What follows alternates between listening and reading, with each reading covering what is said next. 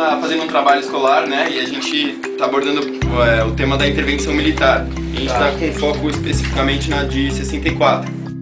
A gente queria saber como o senhor avalia esse período tanto socialmente quanto economicamente e alguns dos legados que foram deixados desse período para hoje em dia. Partimos ali da 48ª, mais ou menos, economia do mundo, passamos a ser a 8ª.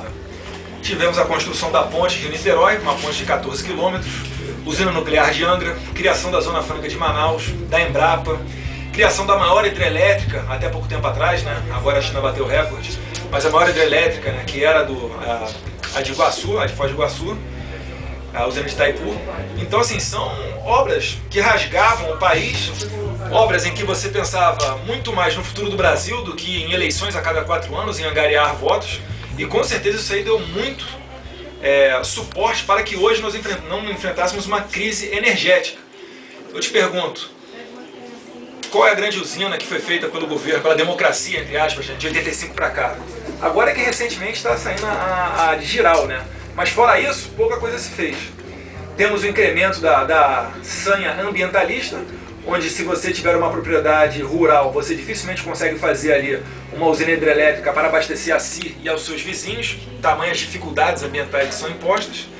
E além disso tudo, eu te pergunto, sai às ruas e pergunte quem tem mais de 60 anos de idade se ela estudou em escola particular ou pública. Ela vai te responder provavelmente que estudou em escola pública, que naquele tempo havia, e a escola particular era o papai pagou, passou. E hoje em dia a gente vê essa total inversão, onde a escola pública de qualidade, a escola de qualidade hoje em dia é a privada. É só para dar algumas pinceladas do que foi aquele momento e deixar um pouco de lado isso que tanto abominam, né? Pega uma manchinha desse tamanho e transforma ela numa mancha gigante, que foi com relação à tortura, morte e desaparecimento. Essas pessoas que infelizmente chegaram a ser torturadas ou alguma coisa do tipo, eu nunca vi nenhuma delas mostrar a marca. E segunda coisa, só teve problema com o regime militar quem pegou em armas. Quem não pegou em armas teve educação, tinha saúde, só não podia votar para presidente, governador e prefeito de capital. Fora isso, levou uma vida tranquila e nós conseguimos chegar a essa esplendorosa marca de 8ª economia do mundo. Você acha que também houve um legado moral desse período que a gente Com certeza. tem hoje em dia? Quando as pessoas pedem a volta dos militares, não é que elas querem exatamente um general como um presidente. Elas sentem falta desses valores, onde o professor era respeitado, onde o policial tinha autoridade, onde as crianças respeitavam os mais velhos. Hoje em dia, parece que o adolescente, a criança, ele pode tudo. Ano passado aqui foi aprovada, com meu voto contrário, do deputado Jair Bolsonaro, mas foi aprovada aqui na Comissão de Relações Exteriores, um tratado internacional em que prevê o princípio da independência maior, da autonomia, o princípio da opinião maior da criança. Ou seja, o pai não sabe de nada, quem sabe é a criança. Você tem que levar em consideração o que ela quer. Os pais realmente ficam sem autoridade. Como se já não bastasse ele dar palmada, onde você não pode dar um corretivo no seu filho, caso ele extrapole. E isso daí é totalmente diferente de você torturar ou de você lesionar gravemente, porque se isso ocorrer já há uma lei para punir os pais. Mas tem lei das palmadas que hoje em dia você não consegue nem mais colocar um limite nos seus filhos. E aí eu te pergunto, por onde é que a gente vai parar com isso? Uma geração sem limites, onde a criança e o adolescente pode fazer tudo o que bem entender e os pais não têm autoridade nenhuma para reverter isso. Se tentarem se aventurar em um corretivo, terão problemas com o conselho tutelar, podendo até perder o pátrio poder. Te dou uma experiência própria, a minha. Tomei muita chinelada da minha mãe. Nem por isso hoje eu sou agressivo, não tenho nenhum caso de Lei Maria da Penha contra mim, nenhum caso de agressão a homossexual, a negro, a qualquer coisa dessas daí que acusam a gente sem nenhum fundamento. E eu agradeço a minha mãe de ter botado um corretivo, me tornou uma pessoa disciplinada e de conseguir estudar, passar na faculdade federal, fazer um concurso da Polícia Federal e hoje estar aqui onde estou. Todas as economias socialistas, nenhuma delas é uma economia pujante, porque não tem estímulo para investimento, não tem estímulo para o trabalho. É sempre a culpa dos outros, a culpa é do capitalista, a culpa é do empresário, e na verdade a gente sabe que não é assim. Bom, voltando um pouco ao período militar, até hoje em dia a gente tem discussões sobre a lei da anistia. Eu queria saber um pouco a sua opinião sobre ela e... A minha opinião sobre a lei da anistia é que serviu para os dois lados. Ampla, geral e irrestrita, em 1979, e essa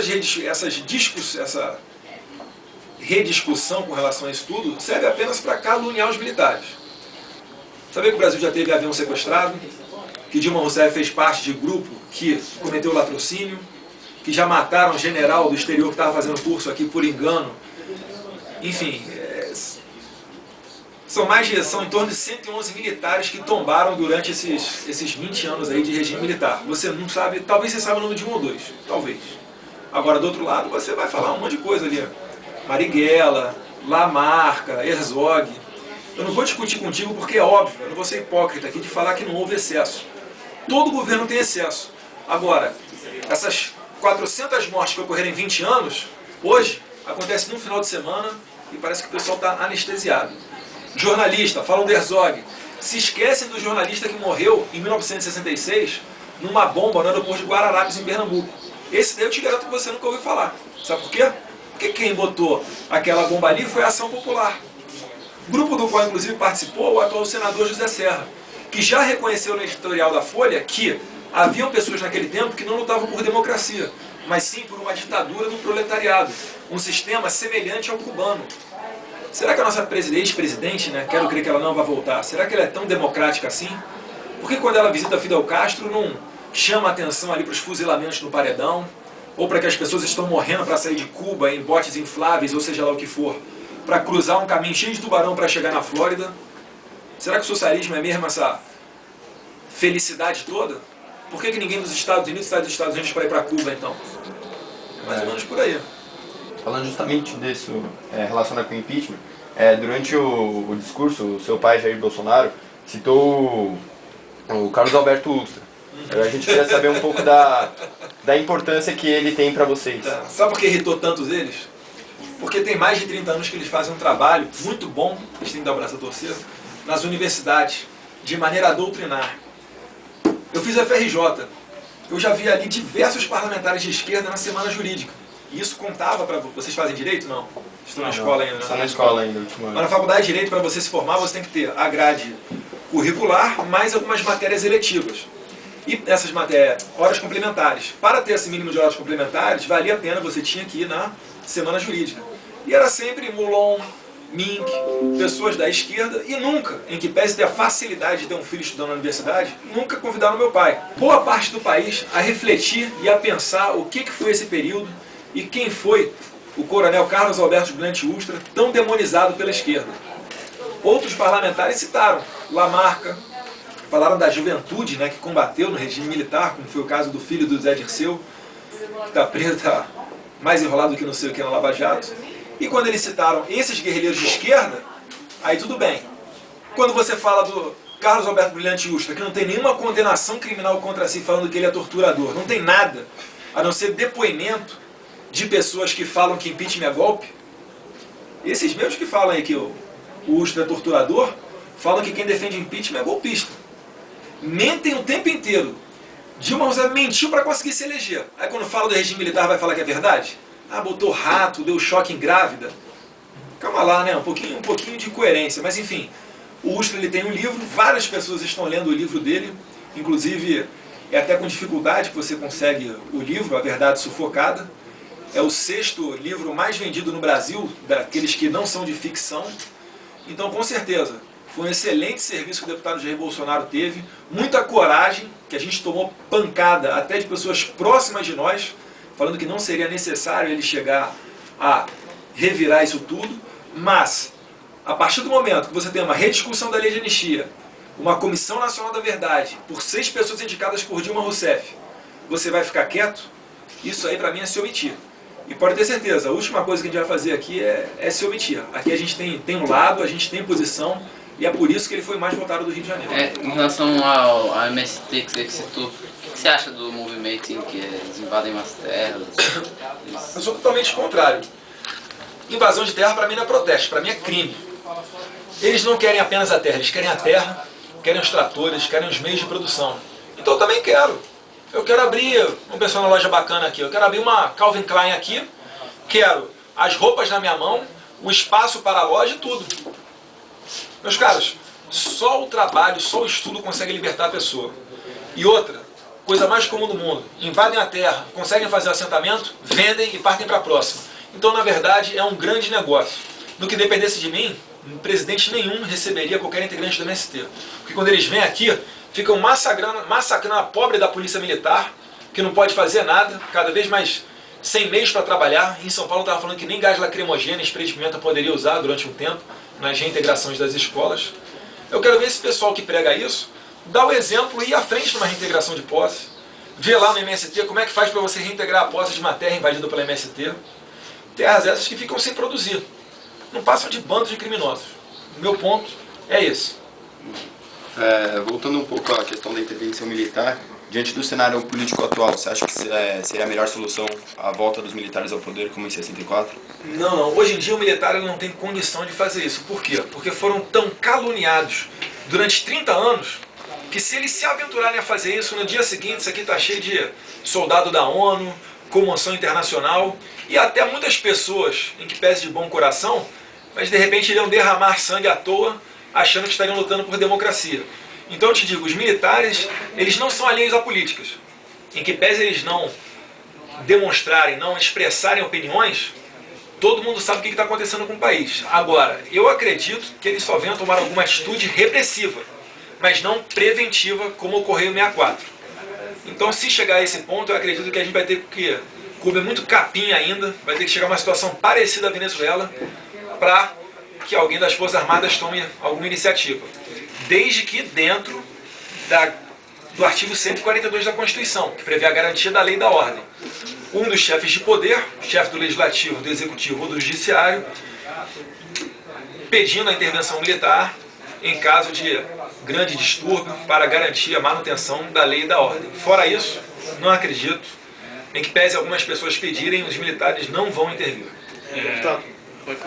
Você falou da Comissão da Verdade, que você acha um absurdo a ex-presidente Dilma Rousseff nomear os escolhidos para a Comissão da Verdade. Você pode dizer um pouco sua opinião sobre a Comissão da Verdade? Enfim, é um tribunal de exceção criado após os fatos, a isso chama-se tribunal de exceção, onde todos os indicados foram indicados por uma parte interessada. Se você for num julgamento, tribunal do júri, onde os 7 jurados são indicados pelo Ministério Público, é quase certo que vai dar condenação. Se você deixar que o réu ou o advogado de defesa indique os 7 jurados, é quase certo que vai dar absolvição. Essa que é a questão. Qual é a imparcialidade de um tribunal onde todos os indicados foram indicados pela presidente? Nenhuma. Para que serve isso daí? Apenas para caluniar os militares. E é isso que a gente vive hoje. Naquele tempo, como eu disse, você tinha escola pública, você tinha hospital, você só não podia votar para presidente, governador e prefeito de capital. Fora isso, você tinha tudo. Em 1982, vocês ouviram falar da direta já. O povo foi à rua pedir para votar. Não foi pedir a baixa corrupção, mais educação, mais saúde, mais segurança, porque isso tudo tinha naquele tempo. Tanto que o Brasil saltou da 48ª para a 8ª economia do mundo. O pessoal tinha condição de desenvolver o seu trabalho. O trabalhador, o empreendedor, o investidor, todo mundo. Coisa que hoje em dia não tem. Eu já tenho alguns amigos que já estão indo para o exterior, ou pegando seu dinheiro e investindo no exterior. Isso daí é lamentável. Infelizmente não vejo nenhum economista falando que a nossa economia vai melhorar, e eu não sei onde é que é o fundo do poço. Quero crer que a gente melhore, torço pelo governo Temer, mas a nossa situação econômica deve se agravar ainda mais. Uma pequena dúvida sobre... Você falou que é muito difícil de ter uma ação preventiva, se não me engano, dos militares. Você falou que é possível que tenha uma repressiva. Eu queria... Não entendi direito se possível, se o que pode... Seguinte, a ação repressiva ela só ocorreria em caso de caos. Então, se o governo de esquerda quisesse aventurar, ou, por exemplo, colocar o MST, que a gente sabe que é braço armado deles, né, para invadir o campo, como eles algum tempo atrás já falaram, né, fazer o abril vermelho, enfim.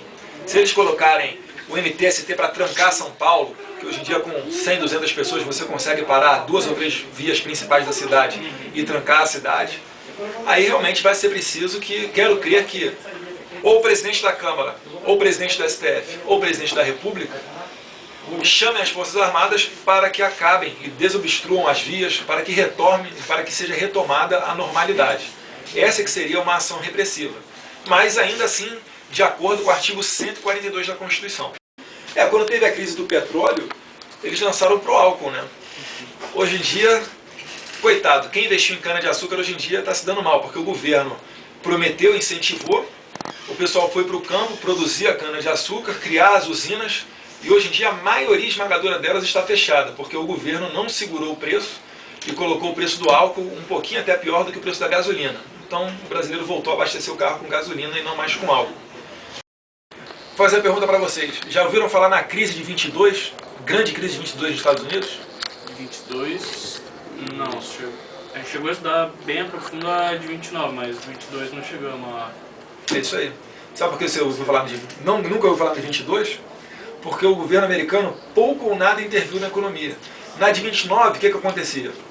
Houve o crash da bolsa, uma superprodução, e o que acontece? Quando o patrão estava pensando em reduzir o salário do pessoal para conseguir manter todo mundo empregado, o governo interviu, falou, opa, agora tem um salário mínimo. E aí o que acontece? Ele não pôde manter o emprego de todo mundo, mandou o pessoal embora para manter um salário mínimo. Outra, houve queima da produção. Como é que você pode falar em gerar riqueza onde há queima de produção? Isso aí é um absurdo, né? Preço fixado também, preço mínimo, tabelado. Isso daí você acaba ou levando o empresário para a ilegalidade, ou então ele vai parar de produzir aquele produto, que é o que ocorre hoje com o papel higiênico na Venezuela. Por que o papel higiênico está em falta na Venezuela? Porque é um produto de primeira linha, básico, e o governo, para fazer média com o pessoal mais humilde, o que ele faz? Ele fixa o preço do papel. É óbvio que ele vai fixar um preço abaixo do preço de mercado. Vamos fazer uma utopia aqui. Um papel higiênico custa R$2. Ele vai e fixa o preço a R$1. Só que ele se esquece que para aquela pessoa produzir aquele papel higiênico, ela gasta mão de obra, transporte, matéria-prima, logística, etc. Que faz com que o preço do papel higiênico seja, vamos supor aqui, de R$1,50. Quem vai gastar R$1,50 para produzir um papel e vendê-lo a R$1? Ninguém, ele quebra. E é isso que acontece. Ocorreu também na crise de 29, fixou os preços, mais uma intervenção. E isso daí foi gerando uma série de medidas do governo em que fez com que a crise fosse alastrada.